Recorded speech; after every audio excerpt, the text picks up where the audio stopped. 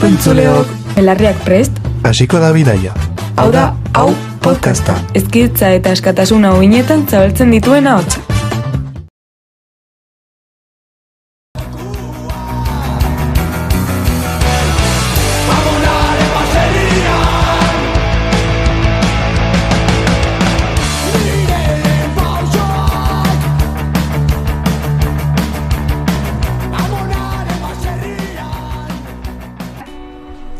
Kaixo guztioi, ni Oiana Domino naiz eta gaurkoan gai garrantzitsu bat ekarriko dugu.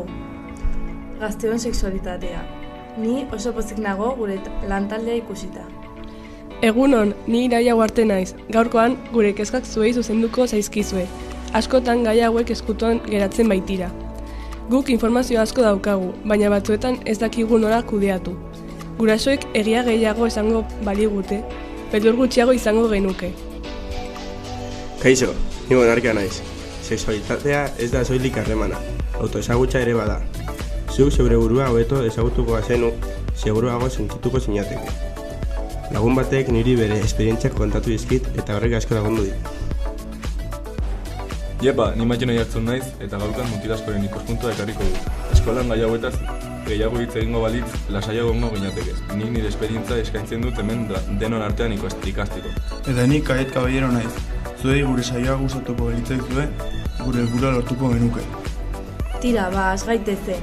Uste duzue duela urte batzuk sexualitateaz gehiago hitz egin balitz, gaur egun ez genuken hainbeste zalantza izango? Arrazoi duzu Oiana, hezkuntza sexuala lehenago iritsi balitzait, gauza beste era batera egingo nituzkeen. Gaurkoan denetarik dugu. Jaietek galdera batzuk ekarri dizkigu eta Iraiak aholkuak entzulei emango dizkie. Zuek guri galderak bidaliko bazen izkigute, gustura erantzungo genituzke. Bai, eta norbait gure gana etorriko balitz, atak zabalduko litzaiozke.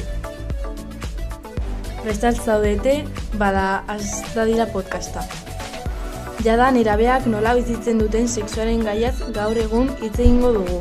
Baina orain bigai zehatz buruz hitz egingo dugu. Hala nola pornografia eta gurasoekin daukagun konfidantzaz.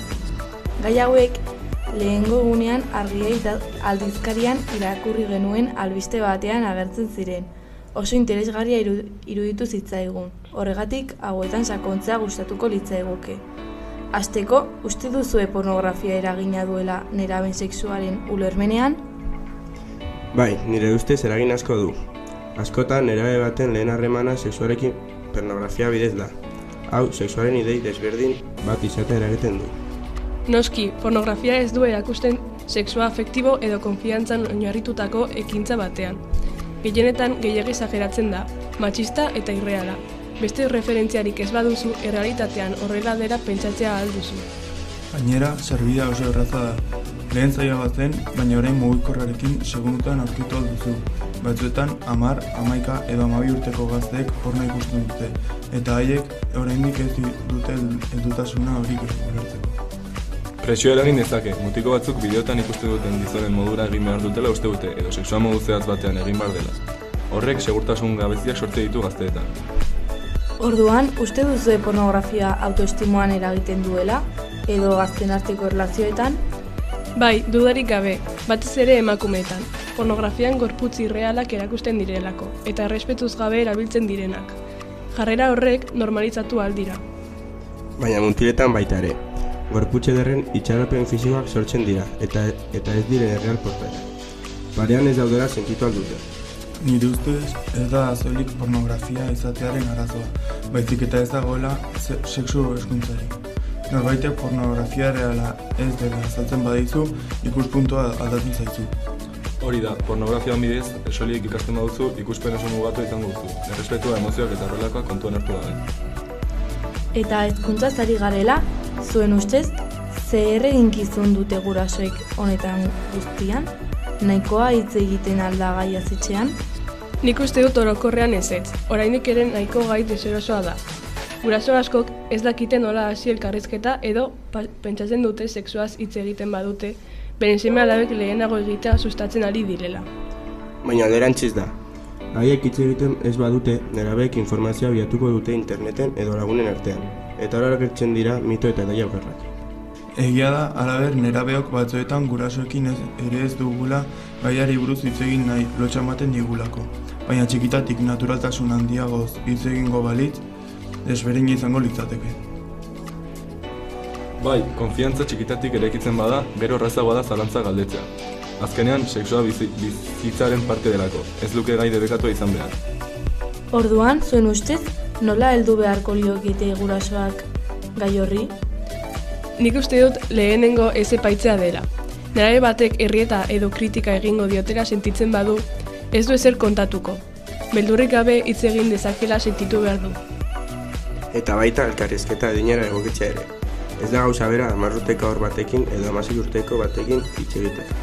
Baina beti esan daiteke errespetutik eta naturaltasunetik. Eta entzun, askotan helduek diskurtsoa bakarrik eman nahi dute, baina garrantzitsua da ere guk pentsatzen duguna entzutea.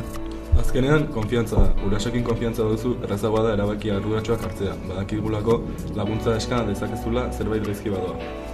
Zati hau amaitzeko galdera pertsonalago bat egingo dizuet. Uste duzue gaurko nerabeak lehen baino hobeto edo okerrago informatuta daudela? Nik esango nuke informazio gehiago dutela, baina ez beti informazio behar. Horixe, kantitate handia dago, baina ez beti kalitatea. Horregatik, da garrantzitsua sexu hezkuntza institutuetan. Ez bakarrik antisorgailu ez hitz egitea, baita emozioz eta harreman osasuntzuez ere. Gaur egun ditugun datuak esperientzia pertsonalean edo ezagun kontatu ez diguten esperientzien onarritu ditugu. Hori egia da, baina baita sexologen hitzaldiak ere. Paiete esan duena jarraituz, gaia normalizatu beharko genuke ere. Izan ere, zenbat eta tabu handiago izan, orduan eta jakinmin handia egongo da eta informazio fidagarri gutxiago bilatuko da. Beno, hitz egin dugun guztiaren ondoren, ikus dezakegun pornografiak eragin handia duela nerabek sexua ulertzeko moduan, eta komunikazio faltak eragin hori ere handiago izatea eragin dezakeela. Gakoa hezkuntzan eta konfiantzan dago. Ondo informatzea eta beldurrik gabe hitz egin ahal izatea. Pornografiak errealitatea ordezkatzen ez duela eta bizitzarrearen sexua errespetuan eta adostasunean oinarritzen dela ulertzea. Eta gurasoek ez luketela gaia saihestu behar, naturaltasunez aurre egin baizik. Zeren, azkenean, sexua hitz egitea ez da gauza txarra, okerrena desinformazioa da. Eta hausnarketa honekin agur esaten diogu elkarri. Espero dugu podcast honek nerabeok gaur egun sexuaren gaia nola bizi dugun pentsatzeko balio izatea. Eskerrik asko entzutagatik eta hurrengo pasartera arte.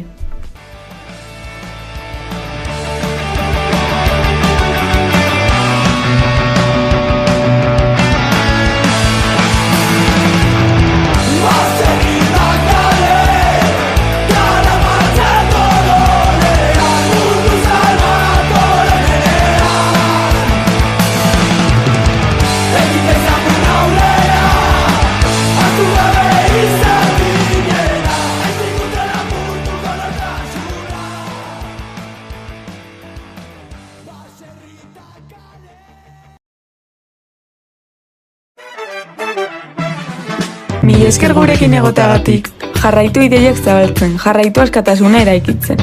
Hau izan da, hau podcasta gaurkoz, baina hurrengora arte.